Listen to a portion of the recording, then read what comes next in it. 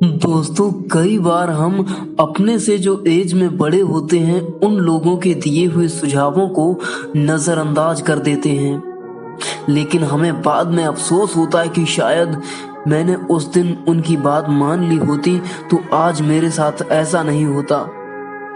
तो ये कहानी है एक बूढ़े गिद्ध का सुझाव, उसी के बारे में। इस कहानी को सुनने से पहले अगर आपने हमारे इस पिंटरॉप ऐप चैनल को सब्सक्राइब नहीं किया तो कृपया करके हमारे चैनल को सब्सक्राइब कर लें। दोस्तों, एक बार गिद्धों का झुंड उड़कर एक द्वीप पर चला गया। वह द्वीप समुद्र के मध्य स्थित था। वहां बहुत सारी मछलियां, मेंढक और समुद्री जीव थे, इसलिए वहां पर गिद्धों के खाने पीने की कोई कमी नहीं थी। सबसे अच्छी बात तो उनके लिए ये थी कि कोई जंगली जानवर ऐसा जो कि गिद्धों का शिकार कर सके, वैसा कोई जंगली जानवर भी नहीं था। वहां गिद्ध बहुत प्रसन्न थे। इतनी आरामदायक जिंदगी उन्होंने पहले कभी नहीं देखी थी। उस झुंड में ज्यादातर गिद्ध युवा थे। वे सोचने लगे कि अब वे इसी द्वीप पर रहेंगे, क्योंकि वो सब तय कर चुके थे कि अब हम यहीं रहेंगे, हम कहीं नहीं जाएंगे, क्योंकि इतनी आरामदायक जिंदगी हमें और कहीं नहीं मिलेगी। उन सबके बीच एक बूढ़ा गिद्ध भी था। जब वह युवा गिद्धों को देखता तो चिंतित हो जाता। उसे हमेशा से एक चिंता रहती कि इस आरामदायक जिंदगी का इन युवा गिद्धों पर क्या प्रभाव पड़ेगा। क्या वे वास्तविक जीवन का अर्थ समझ पाएंगे? यहाँ उनके सामने कोई चुनौती नहीं है। ऐसे में जब उनके सामने कोई मुसीबत आएगी तो वे उसका मुकाबला कैसे कर पाएंगे? बूढ़ा गिद्ध बार बार यही सब सोचकर परेशान रहता था। बहुत सोचने के बाद एक दिन बूढ़े गिद्ध ने सभी गिद्धों की एक सभा बुलाई। उसने अपनी चिंता व्यक्त करते हुए कहा कि इस द्वीप पर हम लंबे समय से रह रहे हैं। मुझे लगता है अब हमें वापस उसी जंगल में चले जाना चाहिए जहां से हम आए थे। यहाँ हम चुनौती रहित जीवन जी रहे हैं। ऐसे में हम कभी भी परेशानियों से मुकाबला करने के लिए तैयारी नहीं कर पाएंगे। हम कभी वो कर ही नहीं सकते जो हमें करना चाहिए। जैसा हमारा जीवन है वैसे हम जी नहीं पाएंगे, क्योंकि इस चुनौती रहित जीवन का हमारे जीवन में कोई काम नहीं है। युवा गिद्धों ने उसकी बात नहीं सुनी। उन सभी युवा गिद्धों को लगा कि बढ़ती उम्र के साथ इस बूढ़े गिद्ध के दिमाग ने काम करना बंद कर दिया, इसलिए वो ये सब बकवास कर रहा है। उन सभी ने उस बूढ़े गिद्ध से कह दिया कि हम सभी जीवन भर इसी द्वीप पर रहेंगे और इस द्वीप को छोड़कर कभी नहीं जाएंगे।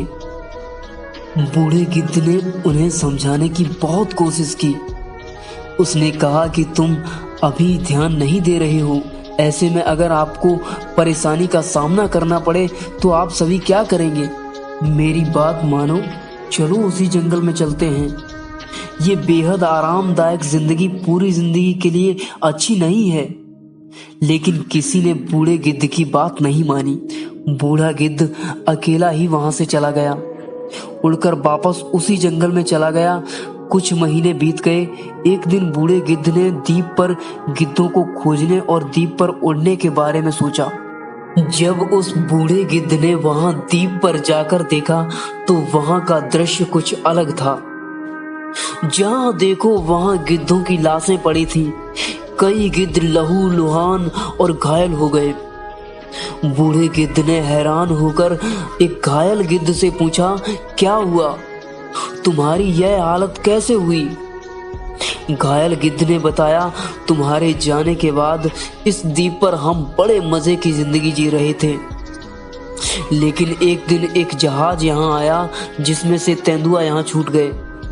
पहले तो उन चीतों ने हमें कुछ नहीं किया, किंतु जब उन चीतों को ये एहसास हुआ कि हम उड़ना भूल गए, हमारे पंजे और नाखून इतने कमजोर हो गए कि हम अब किसी पर हमला नहीं कर सकते, यहाँ तक कि खुद की रक्षा भी नहीं कर सकते।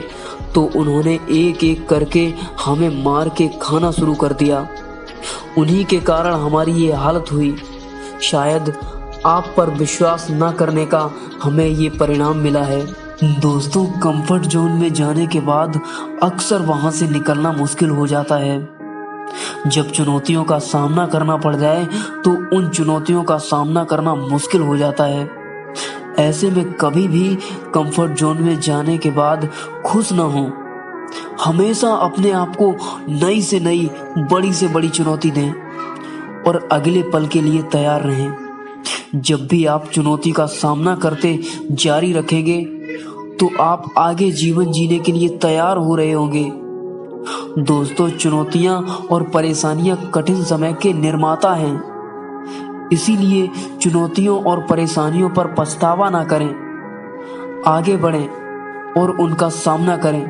दोस्तों, अगर आपको हमारी ये बूढ़े गिद्ध का सुझाव स्टोरी अच्छी लगी हो तो हमें कमेंट बॉक्स में ज़रूर बताएं और जुड़े रहें हमारे इसी पिंटरा वेब चैनल के साथ, क्योंकि आप लोगों के लिए ऐसी स्टोरी हम लाते रहते हैं।